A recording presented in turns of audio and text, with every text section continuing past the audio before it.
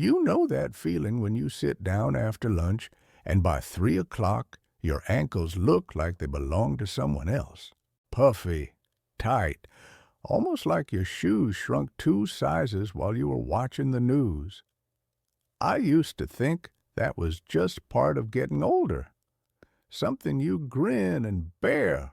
Turns out, a surgeon friend of mine said something over dinner one night that completely changed the way I think about my legs. He told me, and I'm paraphrasing here, that most of his older patients don't have a heart problem when their legs swell. They have a muscle problem, a specific set of muscles in the lower leg that basically forgot how to do their job. And once those muscles wake back up, the difference in how your legs feel can be remarkable. Now, I'm not a doctor.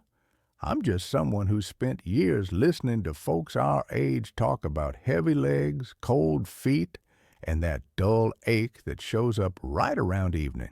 And what I've learned is that there's one straightforward movement, not a workout, not a gym routine, that addresses the root of this issue. If this is your first time here at Senior Health and Wellness Hub, welcome. We talk about real, practical health information for people over 60. No hype, no gimmicks. If that sounds like something you'd appreciate, hit that subscribe button so you don't miss what's coming next. But here's the part most people overlook. And honestly, it surprised me too. Walking, as wonderful as it is, doesn't always fix this. I know. We've all been told to walk more, and you should. But for this particular problem, walking alone can miss the mark. Stick with me, and I'll explain exactly why and what to do instead. So, let me paint the picture. Your blood has to travel all the way down to your toes and then fight its way back up to your heart. Gravity is working against it the entire return trip. Now, your heart does a brilliant job pushing blood down, but getting it back up, that's where a different system kicks in.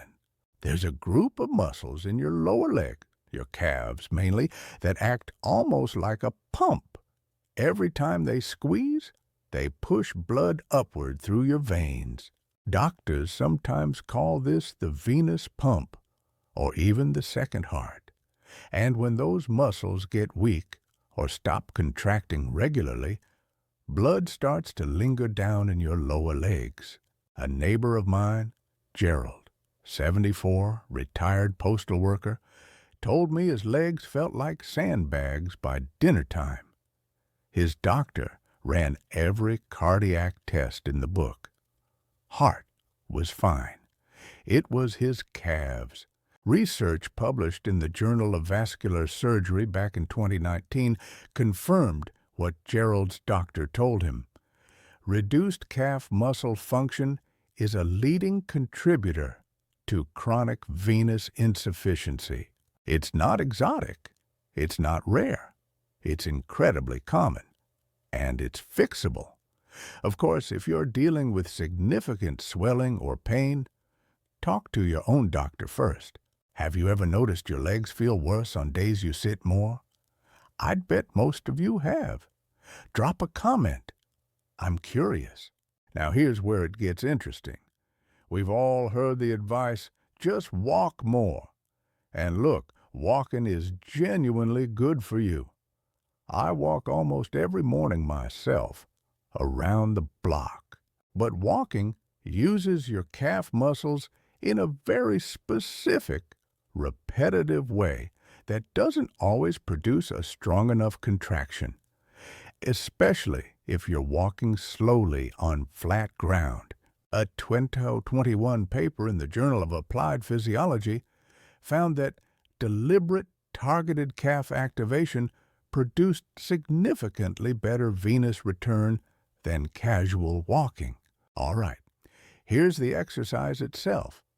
And I'll warn you, when you see it, you might think, that's it? I had the same reaction, but the simplicity is the point. It's called a seated calf raise. Some doctors call it a seated heel lift. Same thing. You sit in a sturdy chair, kitchen chair, dining chair, whatever feels solid. Both feet flat on the floor, roughly hip-width apart. And then, slowly, you lift your heels off the ground while keeping the balls of your feet pressed down. You'll feel your calf muscles tighten. Hold that for a beat, maybe 2 seconds, and then lower your heels back down gently. That's 1 repetition. When you lift your heels in that controlled way, your calf muscles contract firmly. It's like pressing a tube of toothpaste from the bottom. The fluid has to move up.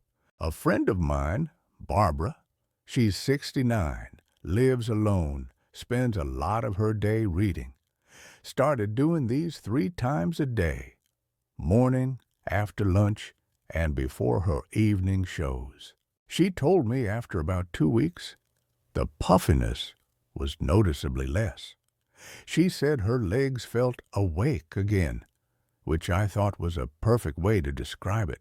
The reason surgeons suggest this is because it requires zero equipment, puts no stress on your knees or hips, and directly targets the pumping muscles. It's the highest reward starting point. Let me walk you through the details, because how you do this matters just as much as whether you do it. First, your chair. It needs to be stable, no wheels. Sit up reasonably straight. Your feet should reach the floor comfortably. Just sit like you would if a friend came over for coffee and you were having a real conversation. Lift your heels slowly, count to 2 on the way up.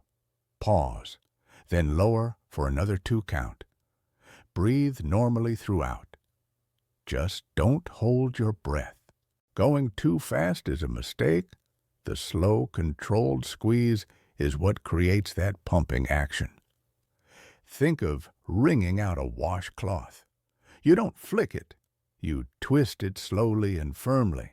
Start with 10 repetitions, 3 times a day. That's it. If you feel cramping, back off. There's no prize for pushing through discomfort here. Your muscles will catch up. As always, if you have any vein conditions, blood clots, or recent surgery, please check with your doctor before adding this.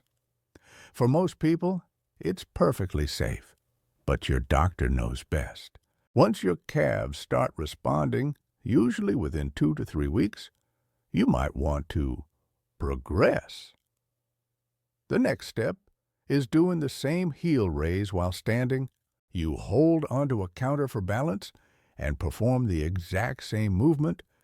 Now your calves are lifting your full body weight, making the contraction even stronger. I remember when my Uncle Ray started doing these. He'd had knee replacement surgery and was nervous. After a month of seated raises, he tried it standing at the counter while his coffee brewed. He called me and said, "You know what? My legs feel different today." Not dramatically different, just lighter, less heavy by evening. Consistency is the key.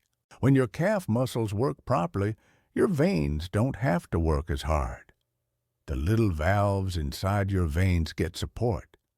Fluid pooling starts to move more efficiently. You may also notice less tingling, fewer nighttime cramps, and even warmer feet. Research shows this correlates with better balance confidence and reduced risk of venous complications. Independence. When your legs feel reliable, you're more likely to get up, move around, visit a friend, walk to the mailbox, or play with the grandkids. You can interrupt the sitting cycle. My mother-in-law is 81. She's been doing these for about 8 months. She told me last Thanksgiving she doesn't think about her legs anymore. That's worth more than any supplement. So remember, heavy legs are often a muscle pump issue. Walking is good, but targeted raises are better for this. Start slow, sit in a sturdy chair, and build up to standing. Tap that like button if this was helpful. Share it with a friend. Subscribe so you don't miss next time. Take care of those legs. They've carried you a long way.